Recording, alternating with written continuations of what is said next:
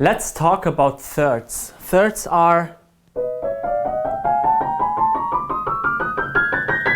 you might recognize this passage from Chopin's Etude, Opus 25, number 6.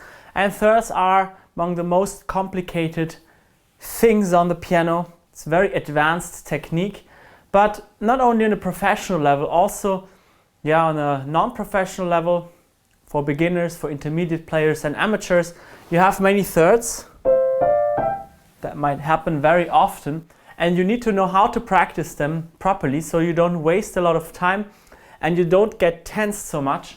So if you want to learn how to play thirds correctly, then please stay tuned. I'm Aaron Pilsan, you know me already, and I'm an international concert pianist and also online piano coach. Very new thing nowadays, but with the digital solutions we really have a lot of opportunities to really reach out to a lot of people and help them with their playing. And thirds are really complicated, and many, especially amateurs, stumble across the thirds and they don't know what to do. They don't know how to practice. And in this video I want to give you some clarity, because the important thing is that we have really two voices, right? We have higher voice and a lower voice, and it's already a very important mindset that you actually think of voices here and not think of one thing that you have to do correctly. And many people say, you have to practice the voices separately. That's not necessary, and usually that is also a waste of time.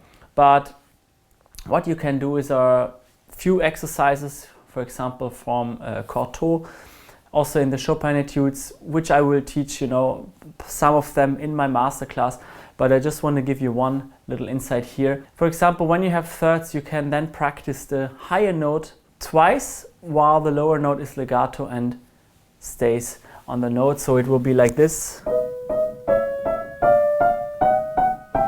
The important thing is, of course, how you do it, not just that you do it. That's of course a bit out of the scope of this video, but you can then also turn it around, like this, where you also practice that. You can then also do that with 3 notes, for example, or you can also take together 2 notes and then make a jump like this, or 3 notes. I also make mistakes when I practice. Those are some techniques that you can do, but more importantly than just tackling these areas is that you actually have a good inner stability in the hand, because I see that very often that many amateur players, they compensate a lot from their shoulders and from their arms when they're playing. And the important thing is that you build that actually good foundation within your hand that will enable you to play much better. And it's not just helpful for thirds, but it's helpful for many things. And if you have problems with thirds, it usually just means that you haven't understood some basic principles about piano technique. And that is mainly that you have to grab with your hand, that you really have to get some hold of your pieces of your keyboard in order to get into that connection with the piano. Because technique is only the realization of what you imagine. And if you just think about wrong notes, or if you just think about not doing mistakes, then you're very much on the wrong path. What you want is you have to create that mindset that you're on the correct path. And then of course you can have some little tools like these exercises. I mean, there are many more. There are like 4 or 5 at least that I always recommend for thirds. You can just try a little bit with those 2 here, but probably you will fail, because you need that kind of stability in the hand. You need to build that independence in your hand.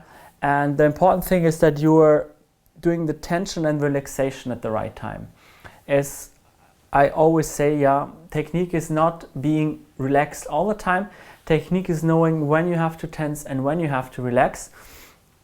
And those exercises are one tool, but only one, because more importantly is that you're actually learning that internal feeling of your body, that you learn how to feel your body properly if you want to advance with thirds. Thirds are of course not the only thing in technique. There are also octaves and sixths that you need to learn, and there are also scales and arpeggios, which are even more important, because thirds are just one little component of piano playing, right? It's very rare, to be really honest, but it's often a moment when people wake up because they see that there is a problem, and it's very much more obvious than with other things. So if you come here to this video and you think, okay, here I have a problem here with my thirds, then probably there are many other layers that you need to work on before you even tackle thirds. And let me tell you the following: don't try to push yourself too hard to get it into tempo quickly, because that will actually backfire and you will build tension in your hand, and then you will get tired and sore and you cannot move at all. So this is what you definitely want to avoid here. But if you practice it correctly, then thirds can be a great tool, not just for becoming a better player, but also just to training your hand as well. If they're used properly, if you already have that foundation for your technique, then they can, and these exercises actually can help you very much. If you actually want to build that foundation, and if you think, okay, that looks good with the thirds, but I want to know more about it, I want to know how I can tense, how I can relax, how I can train my hands so it can grab, how I can make my hands more independent, my fingers more independent, and how I can avoid that I compensate my playing with my shoulders and my arms, and I can really learn to shape the music with my hands and then use the arms and shoulders only to get more expression, then you should book a free piano lesson with me. You can apply for that at aaronpilsner.com/academy. And this lesson is completely for free. There is a form there with a few questions, so you should fill them out so that I can see how I can help you. If everything looks promising, then I will call you on the phone, or my assistant will call you, and then we'll find out together, what we can do exactly and take it from there. So this was a very intense but very important video for you, especially if you're an amateur or a non-professional. And please, take this advice seriously. Change something sooner than later, because if you do it in the wrong way, it might happen that you're getting tension or that you even get problems with your playing, and we don't want that. So apply for that session now, and we will figure out very briefly and very quickly how we can change that for you so you are mastering the piano in the long term. Thank you for watching this video. We'll see each other again very soon, and don't forget to like, subscribe, and also send the channel to all your friends so they can also benefit from my insights. Ciao, ciao.